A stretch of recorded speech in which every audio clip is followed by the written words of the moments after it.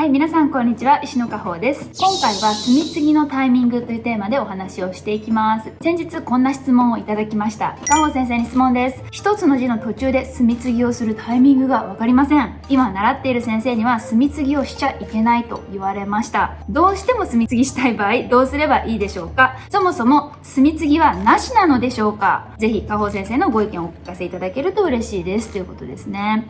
確かにこれめっちゃわかりますよね。皆さんも経験ないですか？こう一文字書いてる途中に墨が枯れてきちゃって、うわ、これ絶対最後まで持たないじゃんってありますよね。その時に今つけるべきなのか、それともちょっと我慢して最後まで墨を絞り出すべきなのか、そこのあたりのありかなしか問題って永遠に語られる部分じゃないかなと思います。初心者の方にとっては特に悩む部分ですよね。今日はそういったお悩みに答えていきたいと思います。まず一つ目ですね。そもそも字の途中での墨継ぎがありなのかなしなのか。で、二つ目がもしありだった場合にどのタイミングで墨継ぎをするのがベストなのか。で、三つ目が、なぜこの質問者さんがご自身の先生に墨継ぎ字の途中でしちゃいけないっていうふうに言われたのか、そのあたりの部分もしっかり考察していきたいと思いますので、今その字の途中で墨継ぎたい、でもどうしようって悩んでらっしゃる方、ぜひ最後までご覧ください。はい、それでは早速一つ目です。そもそも文字の途中で墨継ぎを行うのがありなのかなしなのかというお話ですが、結論はありです。字の途中で墨継ぎを行うというのは、例えばこういった場合ですね、墨っていう字みたいに画数多めの文字の時って点のあたりからちょっと毛がポソポソしてきて、あ、ちょっと墨が持たなかったかもみたいなのを考えがちな部分かなと思います。特に点ってたくさんの墨が筆に含まれてる時は綺麗に書けるんですけど、墨含みが悪くなってくるとどうしてもバサバサっとした点になってしまう線ですよね。なのでこういった時に墨継ぎを行うのは全然ありだっていうことなんですよね。不必要に墨継ぎを行うことは全くお勧めはしませんけど、今だっていう時に適切に墨継ぎを行うのは大賛成です。ということで、墨継ぎありかなしか問題については私の意見ですが、これは完全にありだというふうに考えています。2つ目は墨継ぎのベストなタイミングについてです。特にこの一文字の中で墨継ぎを行うって普通に考えると多分画数の多い字の場合だと思うんですよね。しかもちょっとそれが太い線も必要な時みたいな状態の時かすれやすいと思います。で、これ見ていただきたいんですけど、古典です。上のが王羲之の楽器論で、下のが顔真の多方頭皮ですね。これ2つ見ても細い文字と太い文字全然墨使う量変わってくるんですね。上みたいに細い字の時って十分墨持つんで墨継ぎをする必要がないです。ところが下の顔真ぐらい太い字を書くときには一字の中で墨継ぎが必要になっていく可能性が高いなということで、今回は太い文字を臨書してみたいと思います。皆さんも自分だったらどこで墨継ぎするだろうかってちょっと考えてみてくださいね。今すごい精神っていう墨持ちのいい毛の量もすごい多い筆使っちゃってるんで、ちょっとあえて今墨絞ります。かすれやすい状態を今あえて作りたいと思います。ちょっと書いてみます。普段こんなカレッカレで書かないですけど、かすれを出すためにちょっと控えてます。これですね、墨という字を書いてみたいと思います。太いですよね。ほらもう早速ちょっとバキバキって言われたような線出ましたね。見てください。毛先も二股に分かれました。これよくみんな豚の足とかって言って気になさるところなんですね。でもこういうのも割れてしまったとしてもこうやって閉じて書けるので、割れてない方の面で当てればまた閉じるじゃないですか。そういった感じで書きながら修正していくってことは十分できるので、あえてこの墨地で整える必要は全くない。すずりのところでこう鳴らす必要はない。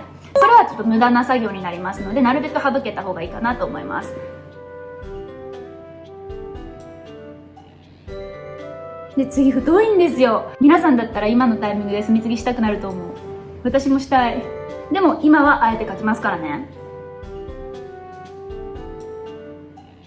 軽く臓穂、穂先線の中に隠すことによってまた筆をまとめて綺麗な線が出るように今あえてそういうテクニックを使いました。ほら見て、こんなバサバサなんですから。墨含んでないから戻らないし、もう墨足りない状態で描き続けるのって結構リスクなんです。変な線が出やすい。で、こういう風になったらもう整えるしかないですよ。もうこれは次描く気が起きません、私も。皆さんもそうじゃないですか。つけるっていう人が100人中99人だと思うんですけど、私もこれは間違いなくつける。すいません、つけさせていただきます。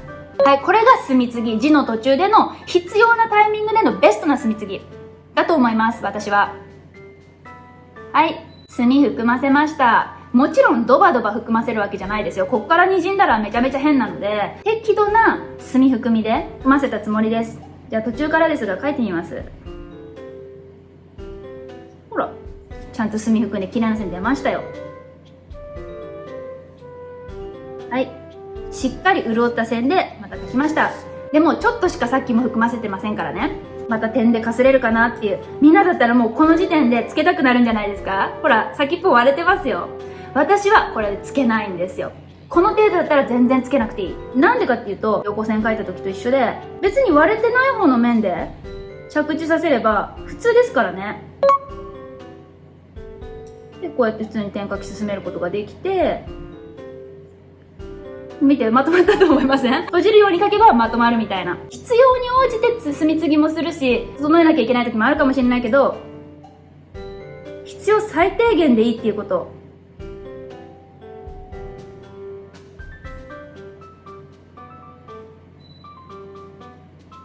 ほら、さっきつけなくて正解だった。全然まだ墨持って綺麗な線出ますもんね。次もいけましたね。さあ皆さんだったら次めっちゃ太い線きますよ。どうします？つけたくなる？それともつけない？私だったらつけません。多分いけるんじゃないかな。